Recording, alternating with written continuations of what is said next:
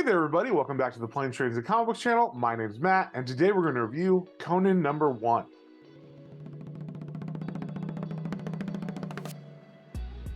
But before we get into that, if you guys wouldn't mind sharing, subscribing, commenting, it really helps me out and lets me know what you guys want to see more of. So, with that being said, let's get straight into it. Alright, we got the cover here for Conan the Barbarian #1. It is a Titan comic, and it is by Zub, De La Torre, and Villarrubia.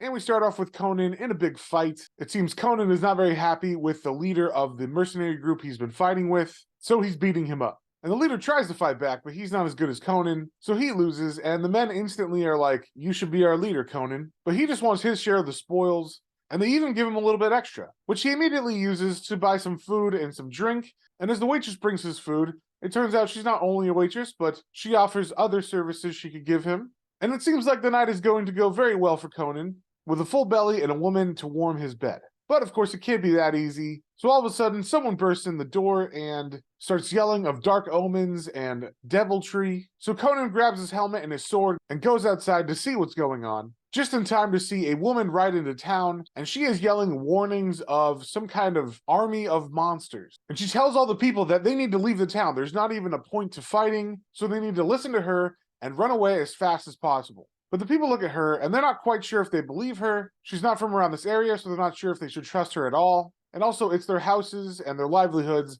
They don't want to leave it. But it turns out it's too late anyway. They literally only had seconds to choose to leave before the army of monsters rushes into the clearing towards the town. And that's where I'm going to stop it. I don't want to spoil anything else. So I've been anticipating this comic for about a year, ever since I first heard about it. I'm a big fan of Conan, and I love most of the Dark Horse run. But when Marvel got the license a couple years ago, I was disappointed by that run. It didn't really feel like Conan to me. So I was really hoping that this new Titan series would return Conan to his previous glory, and I was not disappointed. This comic was fantastic. Jim Zub did a great job with the writing, and he really nails it because it feels very classic, but at the same time, new. So there's definitely a feel from the old Conan comics from the 70s and 80s. In the way that he's telling the story, there's some narration in between each panels, but it still had the modern pacing, so none of the pages felt too wordy or overwritten.